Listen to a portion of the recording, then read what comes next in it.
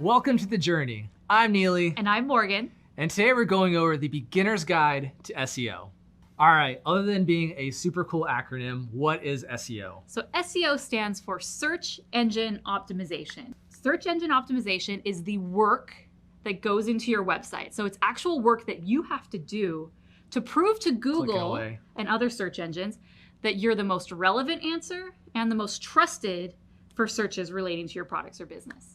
So those two things, relevance and trust, is what Google's looking for to determine which websites it should rank on the first page. And so when I say Google, just so you know, I'm going to be using that interchangeably for all search engines because 167 billion searches happen on Google a month.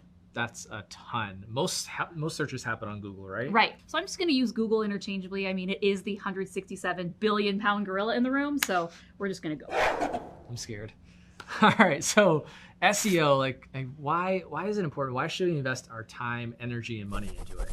So search engines, they're the new yellow pages. This is where people go to find answers. Billions upon billions of searches are happening each month, and many of those are for your products and services. So if you're not showing up on the search results page, you're missing out on a huge untapped potential of all these customers who literally are typing your products into the search bar wanting to purchase. 88% of people research before they buy, and where do they research? Google. Right. So you need to it's just plain and simple, you need to be there. So instead of me telling you, let me just show you. Let's go check out a search result right now. Cool, let's do it. All right, so we're gonna break down the different pieces of SEO by going to the search results page itself. So Let's dive into it. So let's go to google.com, and what's an example business that we should look into? Let's try lawyers. Lawyer. Ah, that business of yours is getting big time, huh? Something like that. Yeah, Phoenix, Arizona. You need a lawyer now. So lawyer, Phoenix, Arizona. So what I just typed into the search bar is known as the search query. And this is a phrase or a question that you are looking for answers for. This can contain your keywords. For example, lawyer is a keyword and Phoenix, Arizona is probably a keyword. So now let's look at the three different pieces of the search engine results page, also known as the SERP.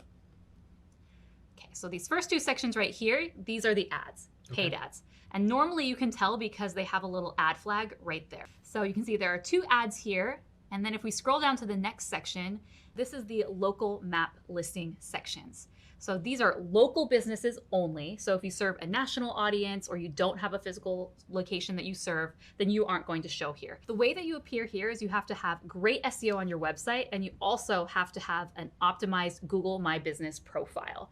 And you can see that only a few businesses appear here. So there's usually three. This is known as the local 3-pack, and then occasionally there'll be an ad. So this is an example of someone who's paying to appear in the local listings. And then these three below it are the ones that are naturally, organically showing up here, which Google has deemed for Phoenix, Arizona, these are the best three. You can click on more places, and that's going to bring you a wider map of all the different local lawyers. So you can see quite a few, and then you can dig into their Google My Business profile from there. So here's an example of one. So the next and last piece at the bottom, these are the organic results. This is where you want to be because unlike the paid ads, you have to pay to play for those. So once your ad budget is out, poof, you're gone, you're no longer there. But with these, you prove to Google over time that you're the most relevant and the most trusted answer, and then you're going to stay here for a long, long time as long as you continue to show Google that you're better than your competition. And people love these. A lot of people, while ads are effective, we're kind of trained to just skip over the ads and go straight down to the organic results. Right. And so many people will just hop down right here and they'll click and find their lawyer. So I want to go back to the top, and I want to talk about keywords and keyword competitiveness, because keywords are things which we'll be talking about you need to put all across your website. It's these search terms that people are looking for, and so you need to make sure that you have that on your website as well. However, some are much more competitive than others. So if you look at lawyer Phoenix, Arizona, there's about 32 million results. It's pretty broad. Phoenix is a pretty big city. If we change it to something that's less competitive, let's say a dog groomer Phoenix, Arizona, only 2.3 million results. So clearly less competitive business. So there's not as much competition there, which is great if you're a dog groomer, because that means you have if you're doing the right SEO, it's going to be easier to appear on the first page for that search term. Unlike lawyers, where they put a lot of money into advertising, it's a very, very, very competitive space. There are people always fighting for those top spots. Should we only put short keywords? Is there anything else we can use?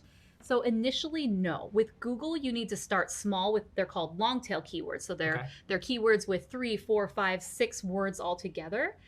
Because you need to prove your authority in the small, less competitive spaces before Google is going to realize that you should be ranking for these more broad terms. So for this example, if I'm a dog groomer, let's say I specialize in poodle grooming. So we're going to change it to poodle groomer, Phoenix, Arizona. And you can see the competitiveness. There's only 300,000 search results. So this is great because there's not as many people who put poodle grooming on their websites. And so for me, this is a great opportunity for me to start building that authority with Google.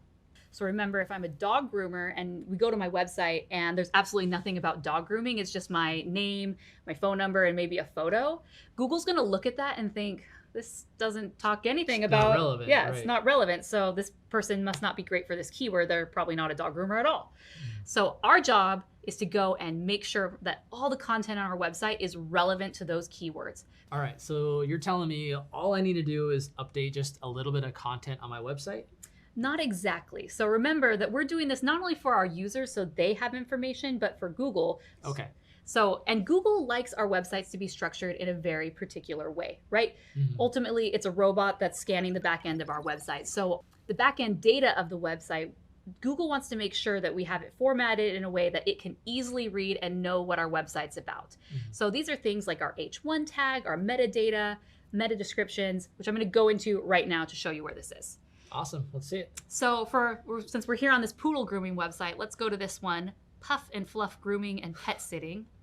I'm all about rhyming. It's a nice looking website, has great colors, great branding, but the problem is Google doesn't see any of that. This is what they see.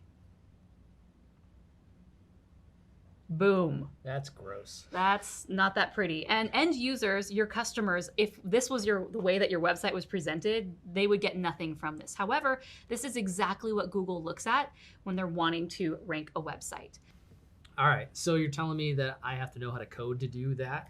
Not necessarily, because modern day website builders already have this built in here. You can see with this website, they're actually using a plugin for WordPress called All-in-One SEO, where you just put it in and it just makes it super easy for you as a non-technical user to update all of these SEO elements, which is awesome.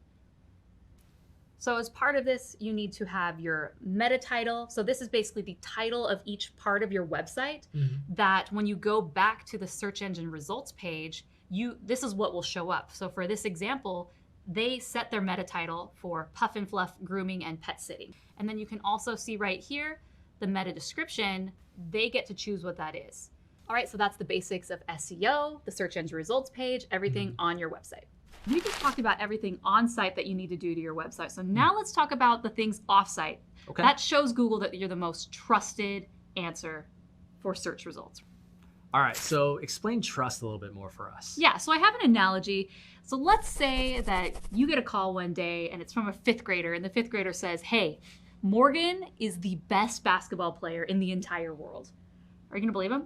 Probably not. I think you paid him. Right. All right. Now, what if Kobe Bryant, LeBron James, and Michael Jordan called you up and said, hey, got the scoop on this new player, Morgan. She's the best basketball player in the entire world. What would you say to that? Would you believe them? Oh, absolutely. Yeah. They have authority. They have authority, so you will trust their opinion. And it's the same thing with Google. The way that Google can tell if your website, if it should trust your website, because again, we could toot our own horn all day long. And we see this all the time. People say, best dog groomer in Phoenix, Arizona, right? Like people love to toot their own horn. But with Google, self-proclaimed, it needs that authority from other people, and that's where backlinks come in. And so backlinks are links on other websites that point back to your website. And Google uses this as an indicator to see, oh, okay, this is actually a really good website. Other people are talking about it. Now, with backlinks, it's quality over quantity. You don't just go on the internet and go put your, go on every comment, every YouTube comment, like just put your website everywhere, because that's going to look spammy. Google's not going to like that. It wants really high quality, the Michael Jordans, if you will. What is one thing they can do right now? The biggest thing that you can do that will give you so much bang for your buck is to put content on your website, especially content that has your keywords. To determine those keywords, you should probably, what are the products and services that you offer? Or what are the products and services that you want your customers to know about? For example, using the dog groomer in Phoenix, Arizona, maybe is there certain types of grooming that you do that you're really well known for? Let's say you're the best darn toy poodle groomer this side of the Mississippi.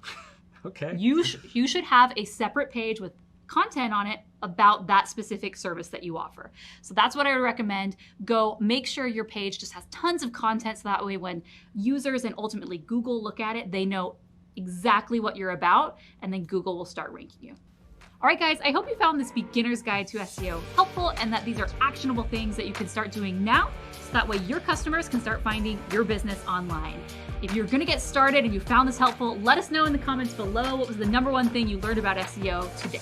Awesome. And make sure you like this video, subscribe to the channel, and if you want to see these videos first, ring that bell. But this has been The Journey, signing off.